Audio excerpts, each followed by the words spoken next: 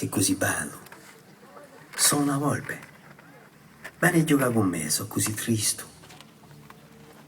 Non posso mica giocare con te, disse la volpe. Nessuno qui mi ha lusingato. Oh, scusami, disse il principello. E dopo riflessione domandò: ma chi voleria lusingare? C'è una cosa scordata, disse la volpe. Vuole dire entra in amicizia, conoscesi. Entra in amicizia, conoscesi. Di sicuro, disse la volpe. Guarda, non si permette un zitelluccio che si assomiglia a 100.000 zitellucci. Non hai mica bisogno di te e tu non hai mica bisogno di me. Per te non so che è una volpe che si assomiglia a 100.000 volpe. Ma se tu mi sai a lusingare, avremo bisogno l'uno dell'altro. Per me sarai unico in un mondo e per te sarai io unico in un mondo. Se tu mi lusinghi, la mia vita sarà colma di sole. Io vedi quando campirano. Io pane non ne muoio. Per me ora non io a nulla. I campirano non mi ricordano nulla. E questo è proprio triste. Ma tu hai i capelli color d'oro. Quando tu mi avrai lusingato sarà una meraviglia. Un rano color d'oro. Un rano mi ricorderà di te. E mi piacerà tanto il rumore di vento in un campo. Per piacere, allusingheggiami. Ed etta, disse il principello, ma ha poco tempo. Ha tante amiche a scoprire, tante cose a conoscere. E sono le cose come conosce, sono quelle che non sappiamo allusingare, disse la volpe. L'uomo hanno più poco tempo di conoscere nulla. Comprano tutto fatto e lesto in due mercanti.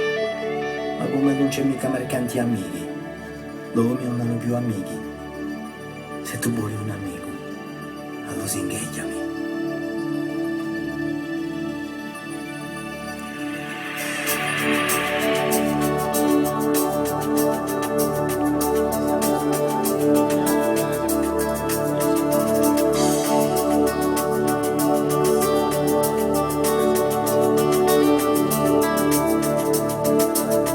Si appena nati, che un mondo bene non ha picchiato, non fai sogni innamorati, che la vita pace trisina, ma si fiori inzuccherati, che non ha cuore che t'ama, un po' di volete le io scrive, e prima arriva di lontano.